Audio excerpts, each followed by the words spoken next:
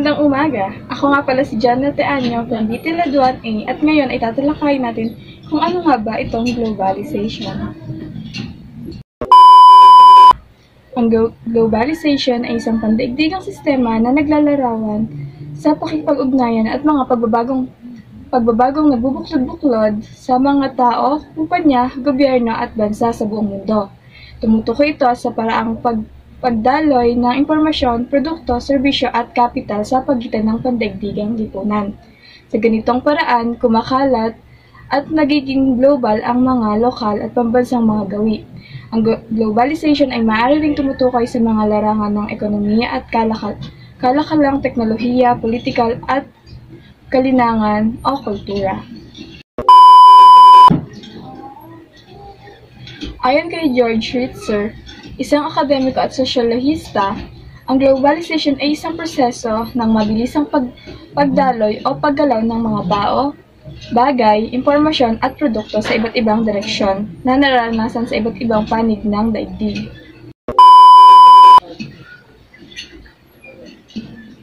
Sa kasalukuyang panahon, mas napapabilis ng teknolohiya at mga ipinapatupad na patakaran ang sistemang ito. Bagaman maraming mga scholar ang nagtataya na ang mga pinagmulan ng globalization ay naganap sa modernong panahon, ang iba ay nakabatay sa kasaysayan.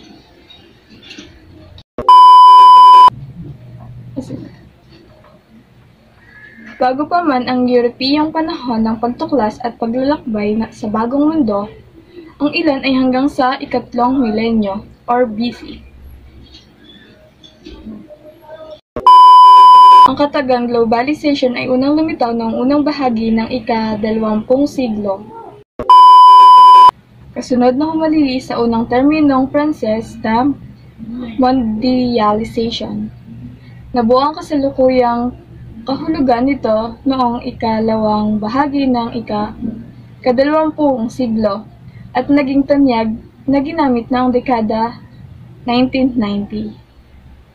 Ang malakihang epekto ng globalization ay nagsimula noong dekada 1820 hanggang sa huling bahagi ng ika-19 na siglo.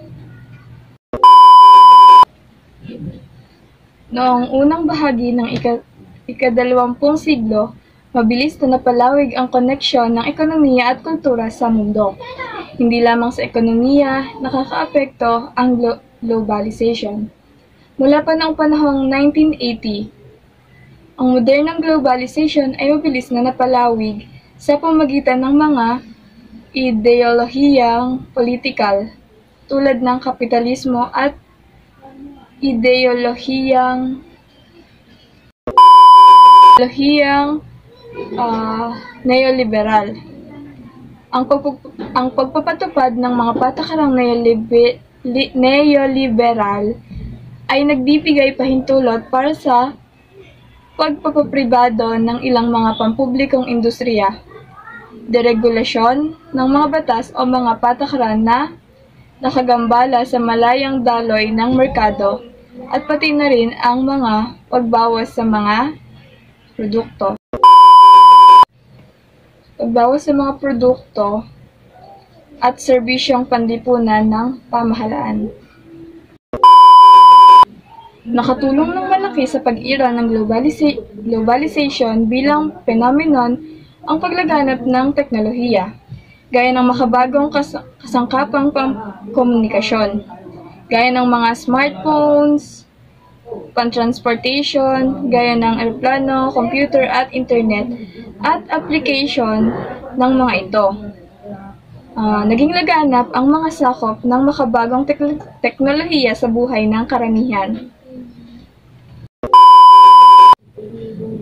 Kaya ito ay naging makabuluhan sa pangkalahatang antas ng pag-unlad. Ang World Trade Organization or WTO ay nagtataguyod ng mga patakaran na naglalayong magpatibay ng patas at bukas na kahalakalan sa pagitan ng mga bansa. Ang mga kasunduang ito ay nagpababa ng mga taripa at mga at nag-aalis ng mga hadlang sa kalakalan na nagbubukas ng pinto para sa mga negosyo na mag-export at mag-import ng mga produkto at serbisyo. Ang mga kumpanya tulad ng McDonald's, Coca-Cola at Toyota ay may mga presensya sa maraming bansa. Ang kanilang mga produkto at serbisyo ay madaling makilala at ginagamit sa iba't ibang bahagi ng mundo na nagpapakita ng epektong ekonomiko at kultural ng globalization. Ang mga pangunahing aspeto ng globalization ay kinabibilangan ng paglago ng pandaigdigang kalakalan at pamumuhunan. Ang mga kumpanya ay nagtatayo ng mga pabrika at nag-aangkat ng mga produkto mula sa iba't ibang bansa. Halimbawa, Apple ay nagdedisenyo ng mga produkto sa Estados Unidos, ngunit ang paggawa ng mga ito ay nagaganap sa iba't ibang bansa tulad ng China, Vietnam, at iba pa. So, narito yung iba't ibang mga epekto ng globalization. Dumako muna tayo sa mga positibong epekto.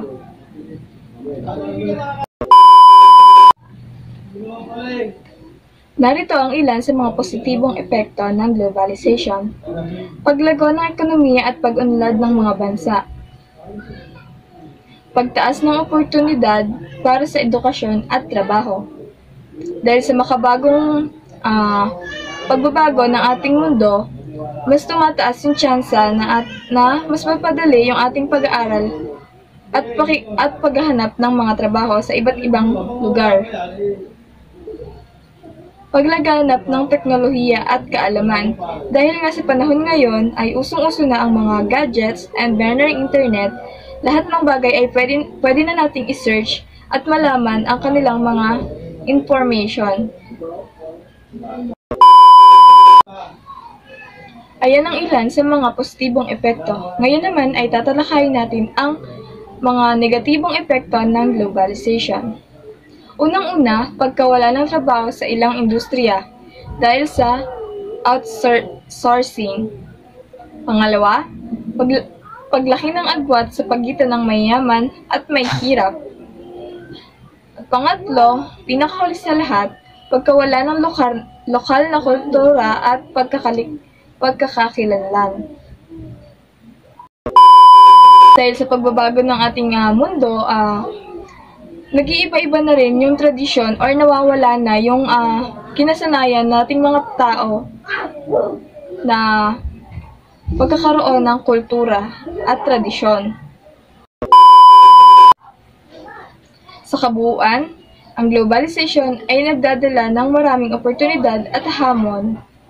Mahalaga na balansehin ang mga benepisyo at risgo upang masiguro na ang globalization ay makikinabang sa lahat.